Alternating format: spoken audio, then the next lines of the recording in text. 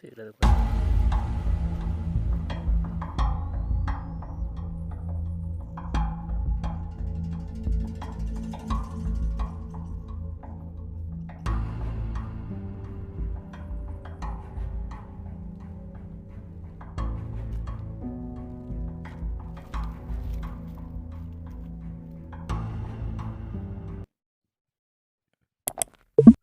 กราบสบายดีเพื่อนๆ FC ทุกๆคนเนาะมื้อนี้ข้าพเจ้าก็ได้ขึ้นมาลัดไก่ยามเช้านะทุกคนนะขึ้นมาเลาะตีนภูทางทางบ่อนเฮาทางบ่อนเฮาเห็นมากไหมสุดก่อนนะเนาะคลิปก่อนนะเนาะก็ตอนนี้ก็เริ่มขึ้นมาทางพี่เนี่ยแม่นฝนตกด้วยทุกคนนะแรงวานนี่เนาะประมาณ4 โมง5 โมงฝนตกแห้งๆกันทางนี้จังได๋ก็เบิ่งไปนำกันเด้อทุกคนนะว่าสิหมานหรือบ่เนาะสิพอไก่หรือบ่ถือว่าฤดูกาลนี้ถือว่าฤดูไก่ค่อนข้างห่าวแล้วได้เนาะฤดูนี้เสียงคันว่อนๆจังไดก็ติดตามเบิ่งผลงานมื้อนี้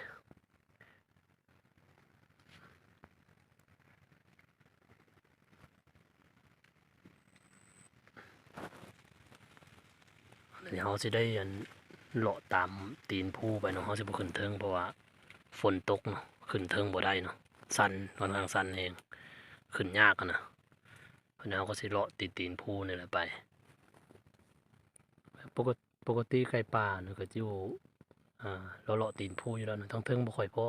ก็สิพอแต่แถวตีนภูนี่นะเดี๋ยวเบิ่งไปนำกันทุกคนนะ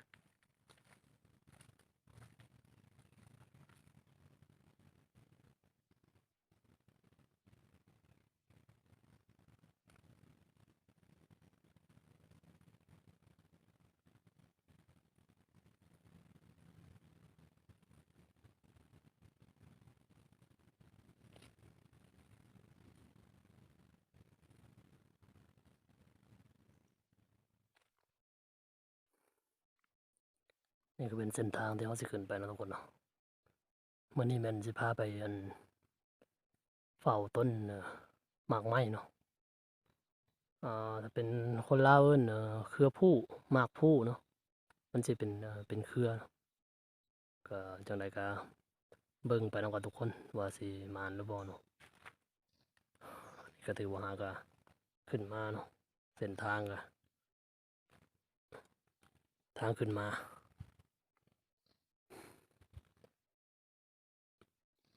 นี่เป็นทางที่เราสิไปเนาะมื้อนี้อันอากาศเนี่ยมันครึมๆคือฝนสิตกเด้ทุกคนก็บ่ฮู้ว่ามุมกล้องสิเห็นชัดคือทุกมื้อหรือบ่เนาะบ่มีแสงแดดตอนนี้นี่6 โมงกว่าแล้วเนาะจั่งใดก็เบิ่งไปนำกันทุกคนนะว่าสิหมานหรือบ่พอได้กินหรือบ่เนาะมาพอนี่ทุกคนนะคนลาวเอิ้นเฮ็ดกระตุ้นเนาะบางคนก็สิเอิ้นเฮ็ดบางเขตก็เอิ้นเฮ็ดหูลิงหลายอยู่แต่มันยังน้อยทุกคนนะเดี๋ยวเป็นมื้อหน้าพุ่นน่ะสิมาเก็บเอาบ่ฮู้มันเกิดนำต้นหยังแต่หลายขนาดเลย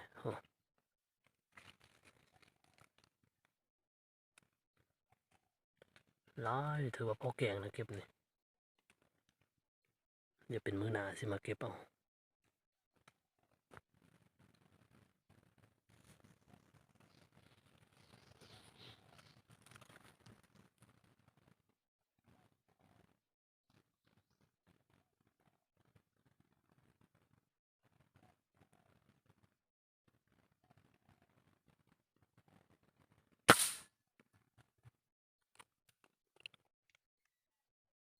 ก็ถือว่าเฮา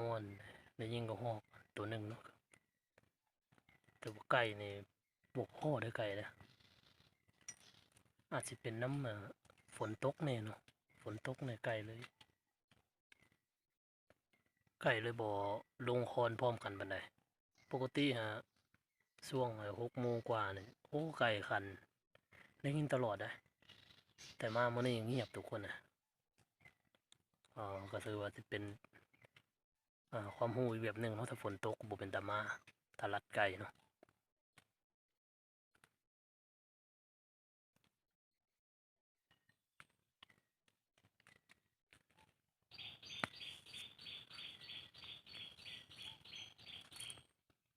ได้ยินแต่เสียงกระหอกแล้วนะว่าสินั่งเฝ้ากระหอกอีกจักหน่อยทุกคนนะถ้าบ่เป็นการใดก็จังสิโค้งเมื่อบัดเนี่ยกระหอกมาหลายตัวอยู่กระหอกเข้าหลายตัวอยู่เพียงแต่มันมืดนะมืดค่อนข้างมืดแห้งเลยนะเดี๋ยวจังใดก็เบิ่งไปนำกันทุกคนนะนี่แหละทุกคนเป็นหมากอันนี้ที่กระหอกมากินเนาะคนลาวเอิ้นหมากผู้เลยทุกคนหมากเครือผู้แต่บ่ฮู้ว่าเขตอื่นเอิ้นจังไดเนาะแต่มื้อนี้หมามานำนั้นบ่เข้าเด้อที่เห็นกระหอกมา2-3ตัวแต่บ่เข้ามันยังบ่สุกนำหมากนะแต่ก็มากินอยู่ห้อยกินหลายเต็มอยู่พื้นดินอยู่ทั้งกระหอกทั้งกระแตนะมากินแต่มื้อนี้แม่นหมามานำนั้นบ่เข้า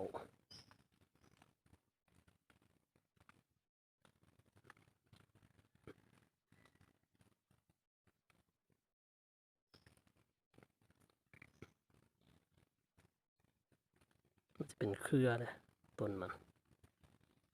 คนลาวเอิ้นเครือผู้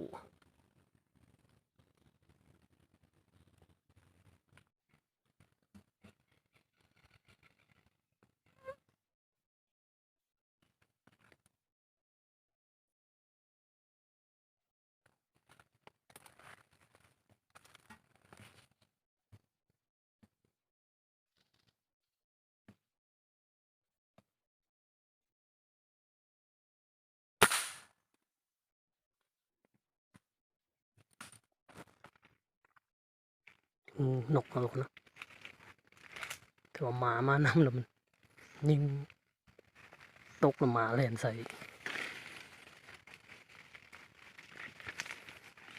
เป็นนกบ่ฮู้ทางอื่นๆนั่นแหละ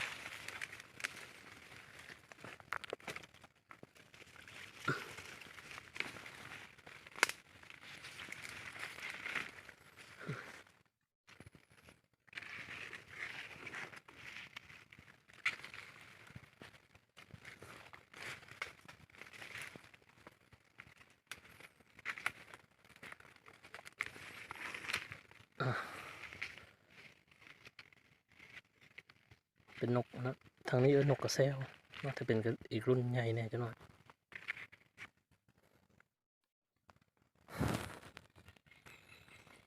นกยังมาหลายอยู่ทุกคนเลยยังได้ยินเสียงอยู่ก็เดี๋ยวสินั่งเบิ่งอีกจักหน่อยหนึ่งตอนนี้ก็แดดเริ่มออกแล้วทุกคน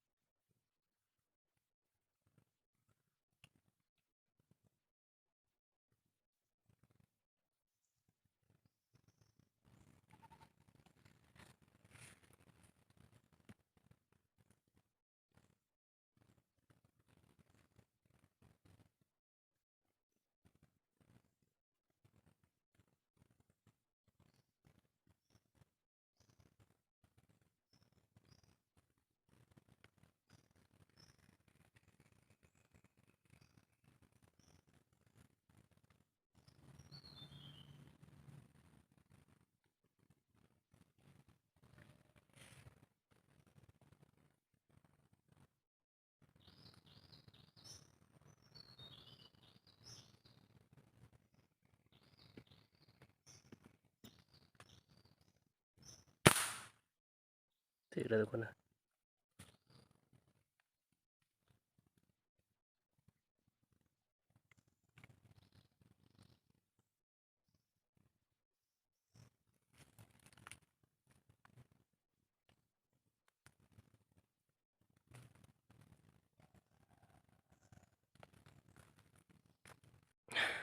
ยิง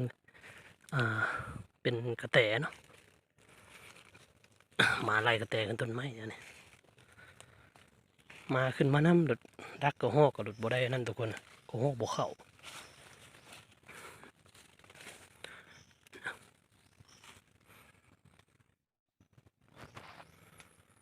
เป็นกระแตตัวใหญ่เลยมาขึ้นมานำเบิด2เลย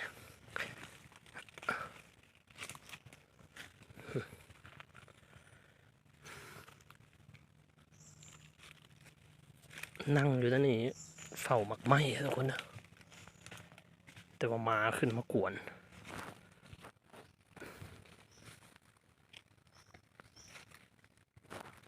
มาขึ้นมานำรถก็ฮอกบ่เข้าเสียงห้องอยู่ทางนอกพุ่นเนาะจังได๋ก็นั่งเบิ่งนำกัน